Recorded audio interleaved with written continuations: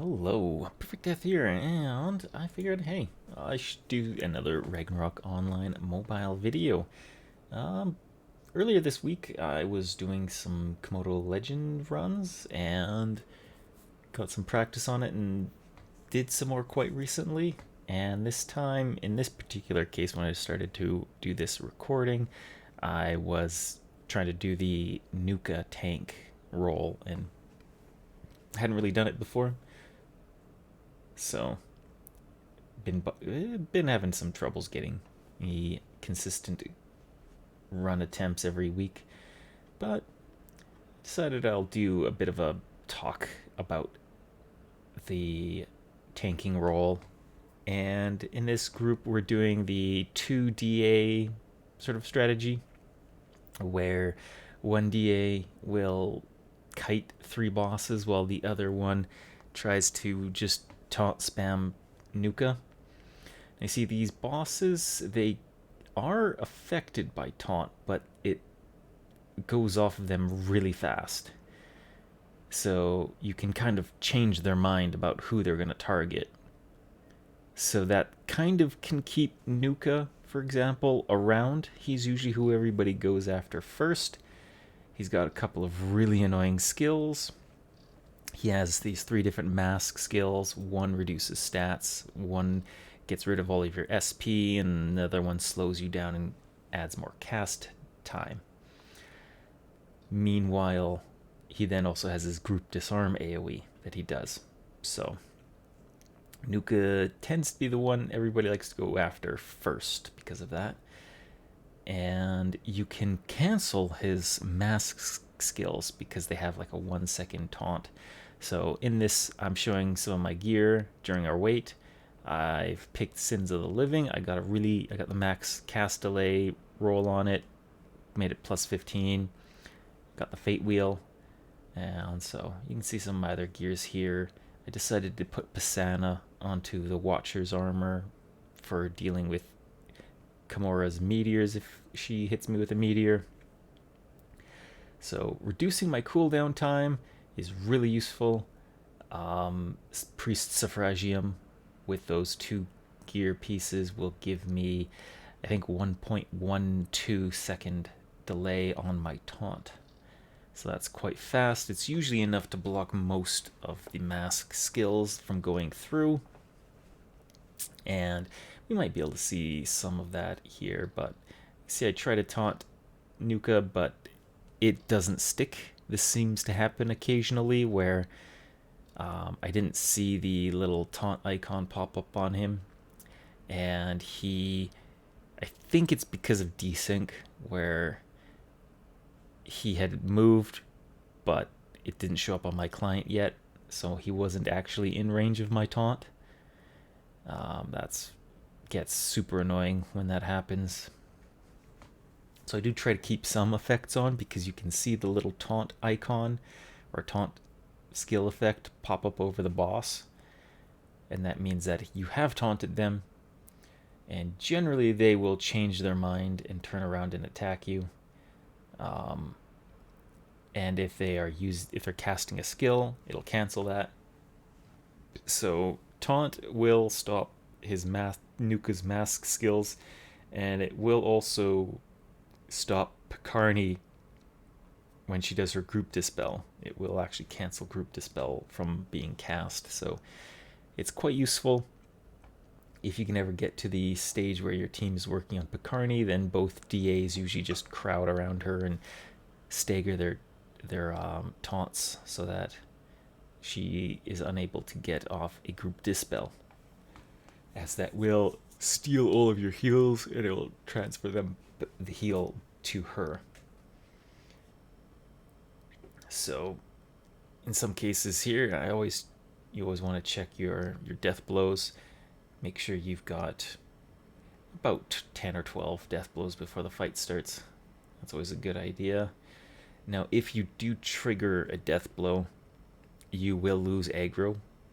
So if you're the kiting DA, then that's really important. You usually just keep running around and they will keep chasing after you. It's only if you try to stand and hold them in one place for too long, or other people come and attack them. That'll pull their aggro away.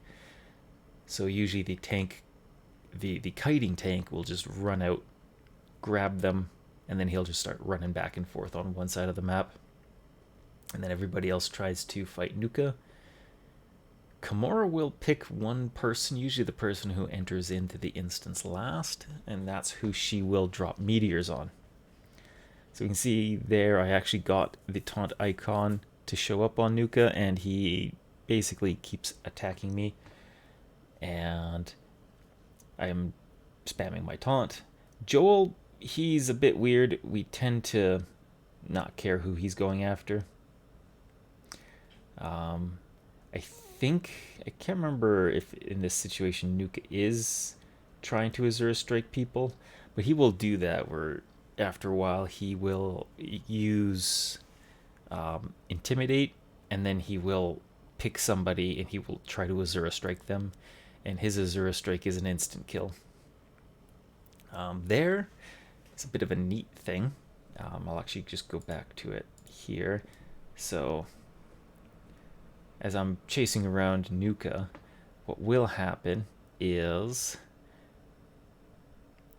you will see that little time thingy AoE pop up around me right here. So this is from Picarni. It's basically space silence. It's called space-time freeze, and it will also affect the bosses. So right about here, it triggers on Nuka. Now you can kind of see the desync here. Okay, so Nuka was right about here when the space-time field triggered. Then he slides over here. All right, so this is his true location on the server, which is what updated onto my client.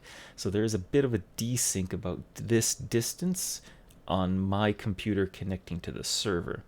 All right, so that's why I sometimes miss taunting Nuka, is because if I think he's here and I'm trying to taunt him here, he's actually a little ahead when he's running around, right? So I wanted to sort of show this because it's a very clear example of how desync kind of works. But this is about as much range as what taunt has, so it's like a full taunt distance. Anyway, space-time field does work on the bosses. Same with Joel's freeze traps. They will also freeze the other bosses as well. So it's kind of neat that you can do that. You can. I think in this recording I actually use Nuka's, or I use the time freeze against Nuka to stop his Azura strike. But you can see there I got my SP stolen after I got frozen. Joel's freeze traps are irresistible. His stun from his bird, which you didn't see the bird spawn because, of course, it didn't render. But he has a stun that is irresistible and a freeze that is irresistible. And he will he'll drop traps all over the map, and he'll fire his bird all over the map. So both of those things are really annoying to deal with. Now, the DPS usually tries to time in between his disarms, so you'll sometimes see the DPS run in, attack him, and then run out. And I know the RMs, they are immune to his disarm if they're under asphyxia, but if they're not under asphyxia, then they have to try to run in and out. And let's see, what else would there be to talk about here? In general, it can be quite simple to just stand around and spam taunt. There are some, these purple circles. I forgot what they're called again, but Kimura does them. She'll randomly pick two people, and you'll see these purple circles. Those do percent HP damage, and they kind of are like the viruses in Thanatos Tower 4th floor. The virus bomb there, except, these target two people, and if you get hit by it, it'll spread it to you. They don't do the 50% damage that the TTL ones do. They do, you'll see how much I lose here. I lose almost half my health. Um, I think I don't know if they're fully percent HP damage, but essentially if you get 3 of these layered onto you at one time, you're basically dead. So here there's 2. So you want to dodge that because, you will lose over half of your health from that. So it is important for people to keep an eye on that and try not to overlap. Because if you do get hit and you don't have one on you, you will then have one on you the next time. So you can see there, I try to move away, but it's really not a good idea for the tank, the guy who's taunting Nuka, to be the one to move. So because then you can't maintain your taunts on Nuka and you can't stop his skills from casting. So it would be ideal for the other team, the DPS and the supports, to keep their purple circles away. And I'm keeping yeah, you can see I just lost all my SP, so at that point you pretty much just want to walk away from Nuka and wait until you get your SP back. Oh yeah, and then I got super legged.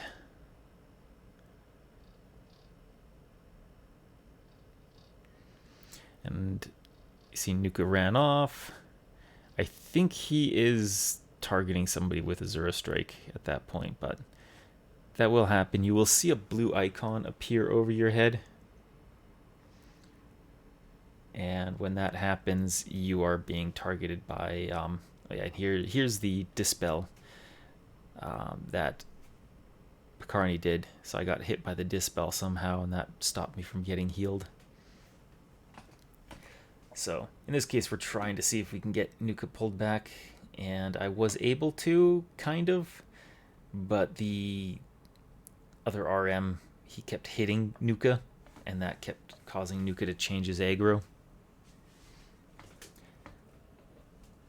But yeah, anyway, the usual strategy is once he does his Azura Strike thing, he will chase that one player around for a while.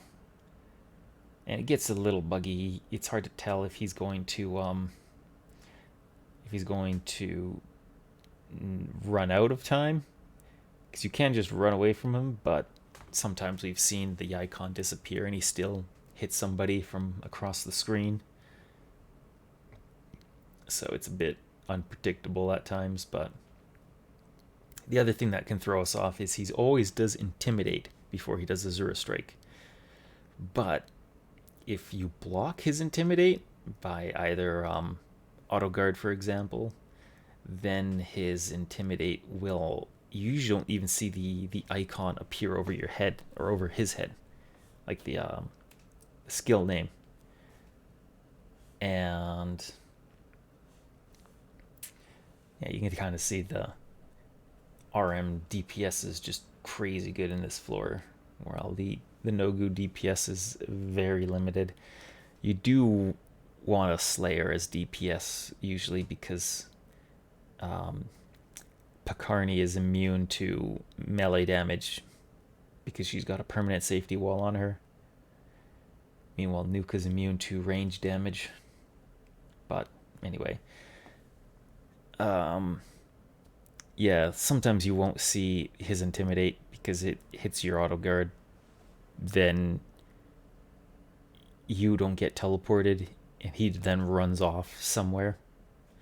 So let's see. I wonder if we can find an example of where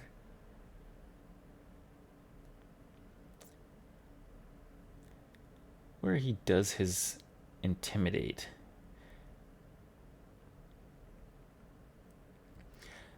Now, I do have a lot of effects going on, and I do turn them down. I wanted to see if I could see anything new while I was doing this. Yeah, you can see he did Intimidate there. And there he just decided to run off. Right now, when you are intimidated, you cannot move. So you do Freedom Vow, and then that will free you from moving or from being stuck in place.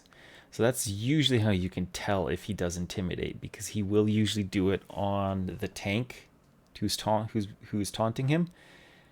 And so by seeing that you can't move, unless it's Joel who's doing the snare to you, it usually means intimidate. And if you see Nuka run away while you're snared, that pretty much means yeah, you can see he's done intimidate again. I'm snared. I freedom vow. I'm free to go. And he is again chasing around the DA, the other guy. He was the one who he keeps targeting. He killed the priest last time, and then the kiting DA just kept kiting, so he was pretty safe from it. Sometimes you get a little bad RNG where Joel will hit you with the freeze or hit you with a stun while you're trying to kite Nuka when he's Azura striking you. And then at that point, there's really nothing you can do. So, and yeah, there he basically intimidated somebody again and disappeared. And I taunted him, pulled him back. And then we go back to, now, sometimes my taunt doesn't go fast enough. That's usually because, and there I got stunned by Joel. Joel also froze Nuka as well, but he froze a bunch of other people too. But, and there, let's see, pause. Let's go back just a little bit here. Because, yeah, I got stunned, and that prevented me. He then intimidated the Nogu, and then he chased me down because I have this blue icon, right? So that means he is going to Azura strike me, right? So I'm just going to run away from him. And then I go down there, but even though the icon disappeared, he still gets me with the Azura strike from all the way over here. So I think I got a little close because of desync. He probably wasn't here. He was probably over here, closer where I was. So I think I took the corner a little too sharp and got into his range. So that's why I wanted to bring up the the desync range. So when you're kiting, you do want to make sure you've got lots of leeway. Yeah, there he did laziness. Mask laziness is what causes you to slow down. It's irresistible. You can't even counter it with command charge. Normally that gets rid of slow penalties. He's chasing around the other DA. And it also extends cast time. So if you're trying to do Divine Protection or something like that that has a longer cast time, then you will be stuck casting if he's hit you with laziness. It's I think it's the ignorance one that kills all of your SP. Now he only can target up to 2 people nearby him when he does it. So yeah, he just did his Azura strike, chased after the DA again, which is kind of annoying because it's really tricky to pull him away from the DA who's kiting the others. But there he decided to break aggro anyway.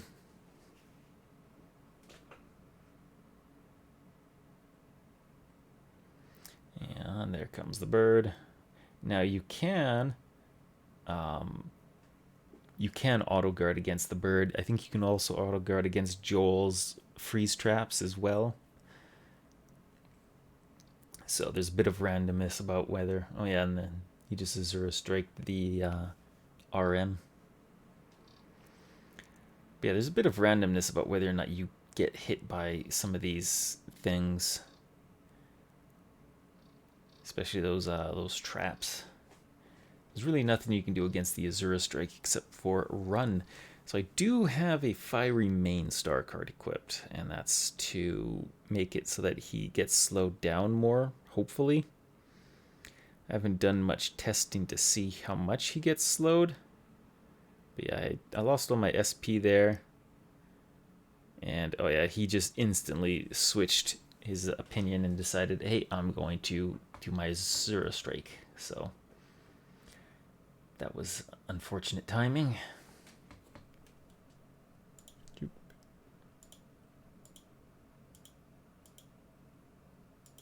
Yeah, I think in this case, we ended up deciding to just do some more practice rounds. Our Slayer decided to switch over to an RM just so that they could get some practice on their RM character they also have. And meanwhile, one of the other members had to go, so we just decided to get some practice in and do a couple of these practice runs, which was the main purpose about this. Get some practice in on taunting him. I think I also reduced my effects around this time.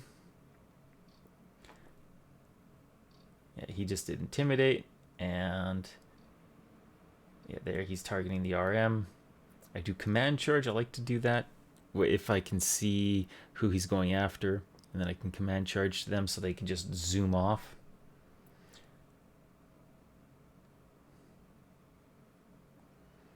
And they can get away. And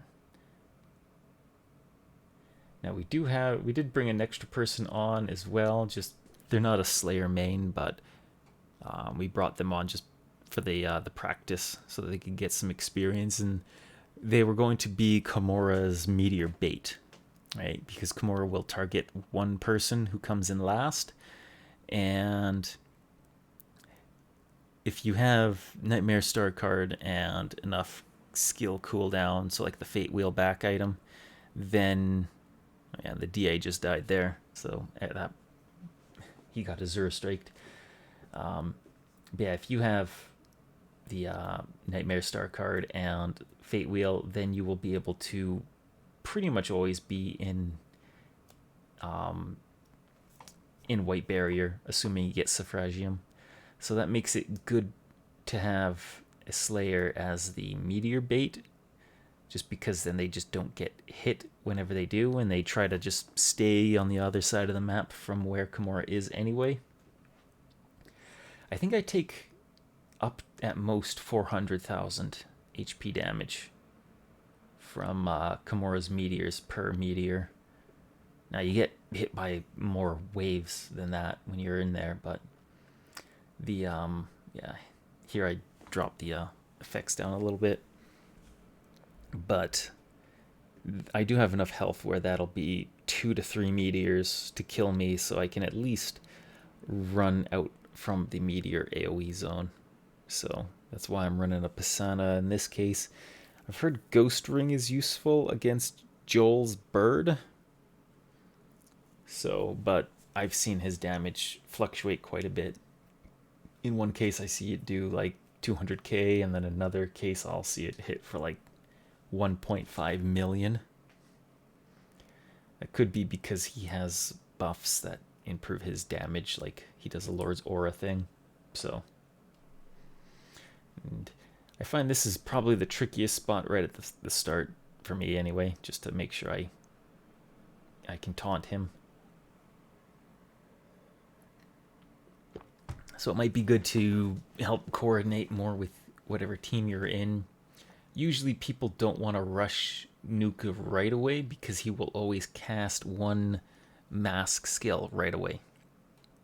That's why our DA, when he does his pull, he will use Command Charge so that he can run through quick and hopefully run away from Nuka's from his mask skill AoE. Because if you get the 0 SP one, oh yeah, and you can see the priest got frozen while they were running away. Because those freeze traps are hidden. But yeah, I got distracted there again.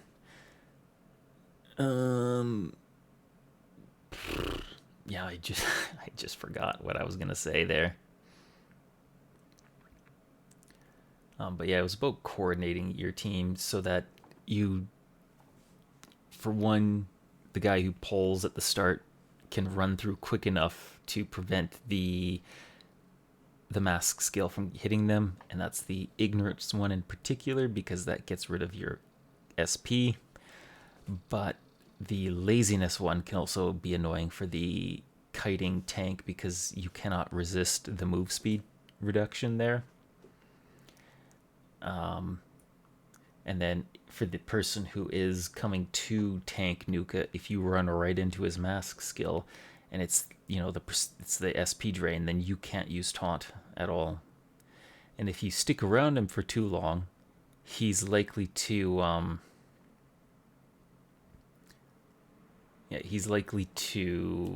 get off his another mask skill. And if he does, ignorance again like that, then you're stuck with no SP again. And then if you wait a while and you come back in and he mask ignorances you, then there goes your SP again. So usually he mixes them up.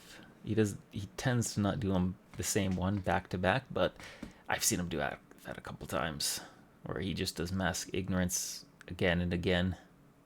There's intimidate, and then he runs off after the DA.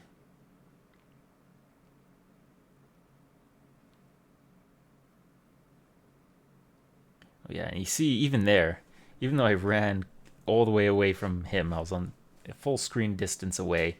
He still got me with his mask skill. So it's annoying to deal with that mask skill of his. I don't really. It says it's a 5 meter range, but maybe that's again a desync thing where I'm actually haven't moved out of range yet. But yeah. And there goes the priest. Got Azurid. And unfortunately, our Slayer in this run, because it's not a main, they're not a main Slayer. They don't have the rune to do instant cast Yugleaf. So that's the other reason why we tend to keep a Slayer around, is just for that. They're like a backup res for the priest, because you want 2 DAs, and then you want 2 DPS, and then you want your magic DPS as well. So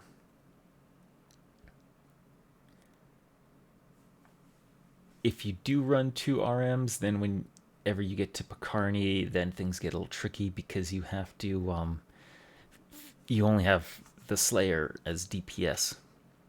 And now the priest can do Cure Barrier against Pacarni. So when she heal steals or when she spawns her elf, you can Cure Barrier her so that she takes damage. And hopefully that's enough to prevent her from healing up consistently enough. Meanwhile, the other people in the team essentially just keep spamming taunt on, intervals and try to stagger them out. So if you have 4 swordsman classes, that's 4 different taunts going out. So hopefully she can't get her remove or dispel buff thing off, which will steal everybody's heals. And so then you only have to worry about her elf spirits healing her, which heal her a lot. So I think in this case we just try it a couple more times. I'm trying to think. I know in our best run that we've done so far, we did 2 deaths on Nuka, and then we had all the remaining 6 deaths against Kimura. So with one of our team comps, we got pretty good doing Nuka. And so then we just needed more practice with Kimura. As, yeah, her damage is pretty crazy at times. And she does her white barrier thing, so you can only really hurt her half of the time. So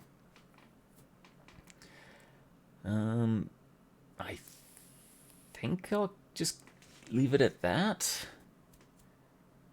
Probably. That'll be it for this video then. Take care.